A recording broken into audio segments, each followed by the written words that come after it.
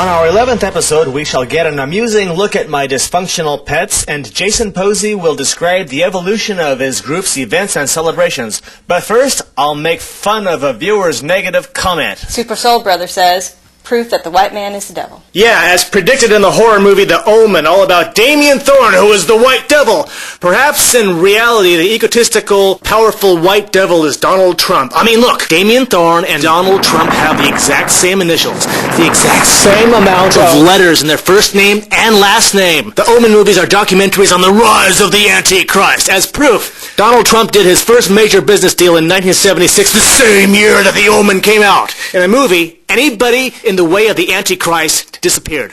In real life, Trump's rivals and harshest critics have similar misfortune. Few of you probably remember New York City Mayor Ed Koch, or the late 1980s when Mikhail Gorbachev chose not to meet Trump when those Russians visited America. Shortly thereafter, the Soviet Union was no more. In more recent years, Rosie O'Donnell criticized the Antichrist's bad haircut, and she promptly disappeared from The View.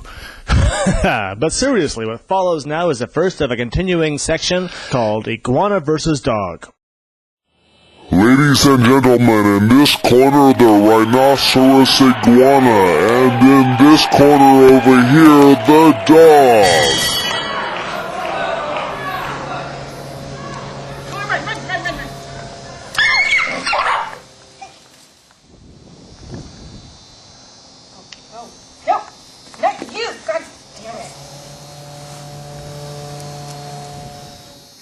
This has got to be one of the nicest pit bulls I know.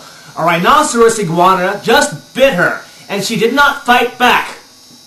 She could have bit his head off if she wanted to.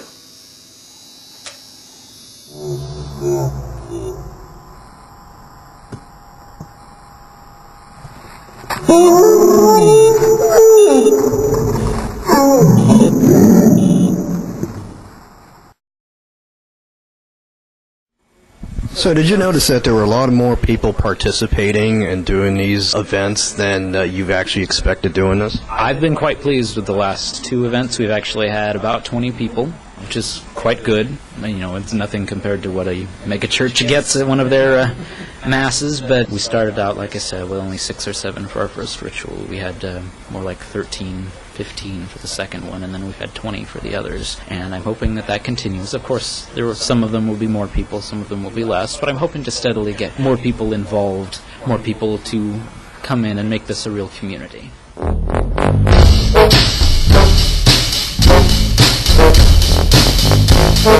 The ringer on this telephone is almost always turned off. Because whenever I do have the ringer on, I end up getting calls from telemarketers in California, even though I have not lived in California for a long time. So for once we have the ringer on, because we're anticipating yet another call from a telemarketer.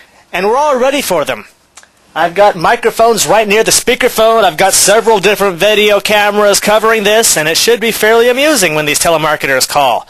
Should happen any moment now. It's kind of ironic that we all hate it when telemarketers call because they call all the time, and yet this is the one time when we're expecting them to call and wanting them to call, and we've been waiting around forever, and there has not been a single call. Right, that's it. Come on.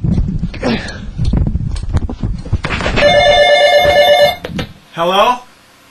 Hello, is Mr. Foster there, please? Yeah, that's me. This is Laura calling on behalf of AT&T California. This call may be monitored for quality.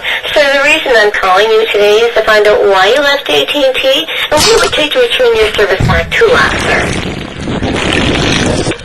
AT&T can combine all your communication and entertainment needs into the one bill, and I can try to customize a solution for you to return to us at no charge.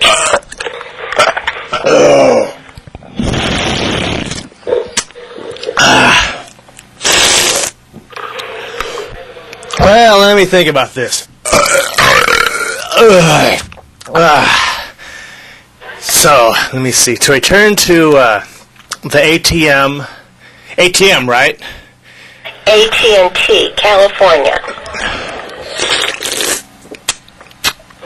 Let me think. How about if I sing you a song that goes a little something like this?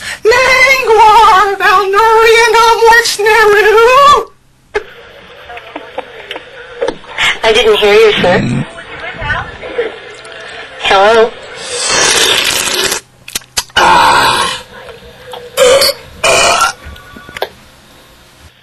Hey, hello? Man, I have to take a pee. Hold on.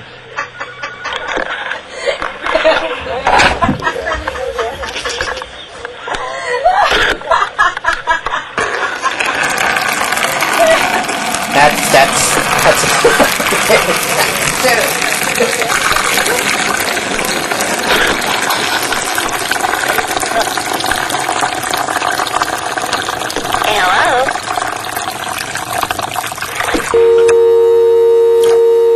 So, Sonia, tell me, what does Satan mean to you? Oh gosh. I think what Satan means to me is something that is evolving right now. In the beginning, he didn't really mean a whole lot. It wasn't really something I thought about. And I think that in my life, I just went through a period where I started questioning everything I had been taught and told about him. I think that's why I'm here now. I'm trying to gain a truer understanding of what he represents. For me personally, I tend to see him as a creature who kind of absorbs all those aspects that people wish weren't a part of God. And that is kind of a problem for me, because I feel that in order to truly worship Source, you do have to acknowledge and recognize all aspects of his nature and not just those that make you feel comfortable. If that perception changes, that's something I can't really say right now, but I am trying to be as open-minded as I can be and just really learning what this is about, truly. I grew up a big fan of the first two George Romero zombie movies and felt Tom Savini's remake of Night of the Living Dead was okay, and that the 2004 remake of Dawn of the Dead was tolerable. But unfortunately, I just sat through the 2008 ripoff of Day of the Dead. There are enough cliches to make every scene totally predictable, and there's not an interesting character to be found, so I just wanted the mutants to eat up all the humans and shorten the movie to let me get on with my life. The cinematography was terrible, with endless handheld camera ineptitude that makes it hard to tell who's fighting who and who's chasing who. While even Zack Snyder's version of Dawn of the Dead also had running zombies, at least that bastardization had some tension and continuity. The monstrous cannibals in this Day of the Dead retelling seem to stumble clumsily when they walk, and yet when they see food they become marathon runners who can occasionally cling to walls and ceilings just like Spider-Man. Hell, the so-called zombies in this piece of crap aren't really even zombies. They're just mutated sickos who get bloody noses and suddenly they attack and growl. It should have been a remake of City of the Walking Dead, because that Italian farce had similar villains. This Steve Miner directorial is not a remake of Romero's infinitely superior movie,